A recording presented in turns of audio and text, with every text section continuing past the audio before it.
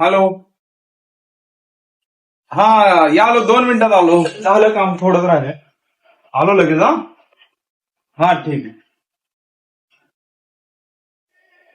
काय अब्दुल तुला 2 दिवस झाले फोन लावलो येतोच म्हणाला काही नाही.